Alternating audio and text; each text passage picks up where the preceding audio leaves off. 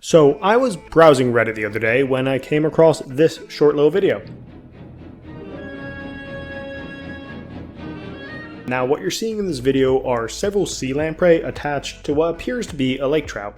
Now when I saw this on Reddit, I immediately had to download it and re-upload it here because I thought it was kind of interesting and cool, and it turned out to be my best performing short or video yet, getting a little over 30,000 views, which is quite good for this pretty small channel.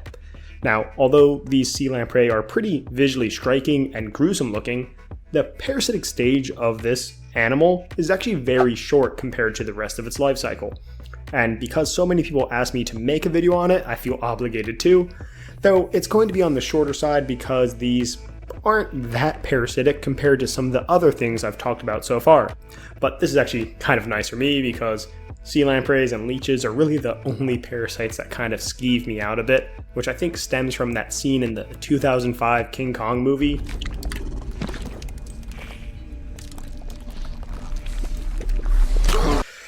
Ever since then, the leeches and lampreys and things like them just really get under my skin. So, sea lamprey. What are they and why are they attached to a lake trout in that video I showed you? Well, sea lamprey are a type of fish that has a parasitic life stage where they attach to other fish and feed on their blood and sometimes other things. Now, sea lamprey, although called sea lamprey, are actually more commonly found in freshwater environments, in particular the Great Lakes. And this is because these type of fish are what we would call anadromous.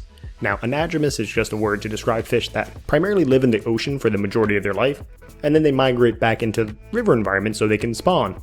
Now, when you think of this, you probably think of sturgeon, river herring, and the most common being salmon, which all do the same type of life history strategy. Now, due to the sea lamprey's ability to swim into fresh water, it's actually been able to establish healthy populations in each one of the Great Lakes in North America. And this occurred in the 1900s, the early 1900s, give or take a few decades depending on the specific lake. Once it established in these lakes, it's been considered an incredibly invasive species, causing mass economic and ecological damage.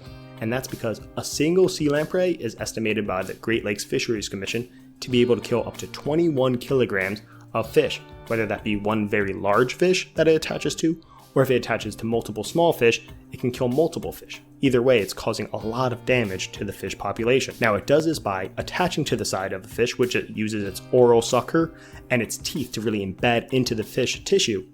From there, the sea lamprey will use its file-like tongue to then penetrate the skin of the fish so that the fish is continuously bleeding, and then it will actually release a protein that prevents the blood from the fish from clotting, allowing a continuous flow of blood. This is very similar to how leeches and mosquitoes do, but this parasite's doing a little bit longer. See, the parasitic life stage of a sea lamprey is estimated to be between 12 and 18 months.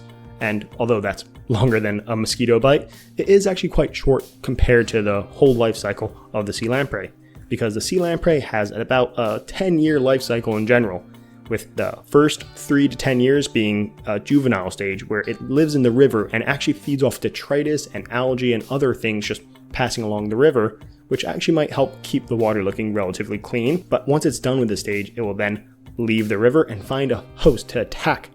Now, its favorite species of fish to attach to is a lake trout, which are relatively large, as sea lamprey seem to like the larger fish more. Now, once attached to a host, the sea lamprey can stay attached for somewhere between hours and months, and I frankly couldn't find a solid answer on how long an average sea lamprey attachment was, and this is probably due to the factor that there's lots of different factors that control it, such as the type of species the lamprey is attached to, the size of the host it's attached to, the health of the host. If a host dies, the sea lamprey has to go, find another one, and a lot of other factors. So that's probably a large contribution to this, but there isn't really solid data on that particular question.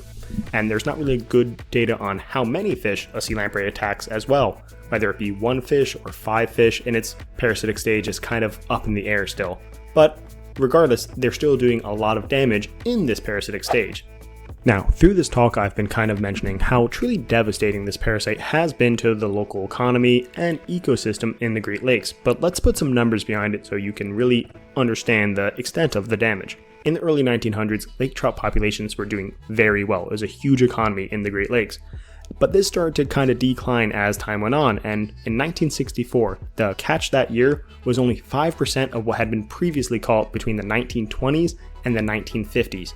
Now, Some of this is due to some slight overfishing. However, it does seem to be primarily caused by the sea lampreys population really exploding in this time frame. And I can say this because a study done a few decades later actually was able to estimate the relative death from sea lampreys compared to fishing, and what they found is that sea lampreys accounted for about 48% of all lake trout deaths when they are over 3 years of age, where fishing only accounted for about 16%. Granted, this was done in the 80s and 90s, so overfishing might have been more of a problem in the 1900s, but this does still show how devastating these parasites can be, and that's after we started knocking down their numbers a bit. Furthermore, there was a second study done by a different group that actually found that a single sea lamprey attack on a lake trout in a controlled setting would result in about 64 to 48% of the lake trout attacked dying from said attack. Now, the risk decreased with the size of the lake trout, but at the same time, lamprey like to predate on the larger lake trout, so that kind of might even out as you kind of weigh all the things together.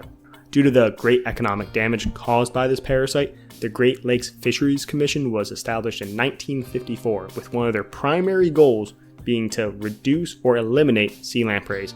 And fortunately, they've had great success, and they've done this through a few different methods, using lampricides, a type of pesticide that specifically kills lampreys, using barrier technology so the adult lamprey can't get to where they want to spawn, which is an effective method as well, and then continued surveillance so that they can maintain these populations in a much more steady way. And due to these continuous efforts in managing these lamprey populations, we've actually had a lot of success in that the lake trout populations are coming back in pretty much all the lakes, so that's really good news. And even more surprising than getting an ecological win is that these sea lamprey are apparently very tasty and very good eating, with many local cuisines developing to incorporate this invasive pest. Now, I clearly tried something a little bit different in this video. This was a smaller topic, so I figured it'd be good for a little bit of an experiment, and there's some other topics that I think would work in this style as well, one being horseshoe crab lung parasites or gill parasites.